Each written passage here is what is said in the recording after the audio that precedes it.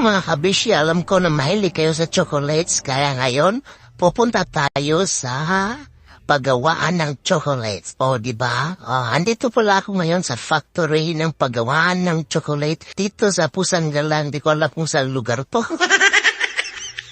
Tapos yun na, nilagyan mo yung mga kukwa ba yan? Tapos mix na, mikos. Tapos nilagyan ng crude oil. Ano ba yan? Unleaded? Nilagyan ng unleaded. Tapos unleaded na ano yan?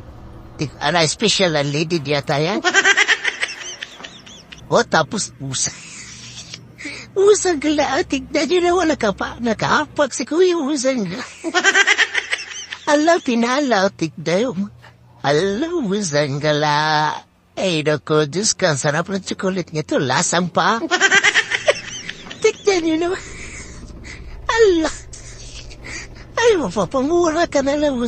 Ayan namin, next na mga kabisya, Hindi na uso yung gloves ito. Busanggalan yan. Yan yung kamay yung nagpapasarap dyan diba? Tapos ayun. Inapakapak ka lang sa paa. Busanggala. Tignan siya naman. Diba? Nasa semento talaga minasa. Tignan niyo naman semento, kabisi. Busanggala. Sa mga mahilig sa chocolate dyan, tignan niyo kung paano gawin ang chocolate. Diba? At dahil mahilig kayo nito, nag-order ako ng 1,000 pakete para ipamimigay sa inyo. Diba? Pusan ka na, tignan dyan ang mag-mix si Kuya. Ay, mapapamura ka na lang sa pinagagawa mo. Pusan ka lang to, tignan dyan naman. Diba? Yummy. Ay, naku, Diyos ko, Lord.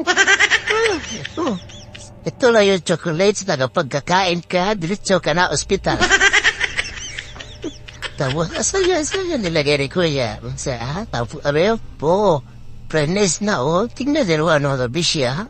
Height, diba? Ayan na, lumabas na yung Pusan Galang chocolate. Yung chocolate na lasang paa, lasang simento, halo-halo na lahat. Diba? Tignan yun. Tapos, ayan ang mga bisya, yan yung in-order ko na 1,000 piraso. In-slice na ni ate. Sanggala yan sa simento, pati natapol chocolate. Ay, naku, Diyos ko. Yung sarap na yakapin sa leg ng may-ari ng chocolate factory na to. Ayan na mga bisya, nirepack na. Ready na siya para deliver sa inyo. Bawal pala sa akin chocolate mga bisya. Kaya kayo lang kakain na. Sige, bye-bye!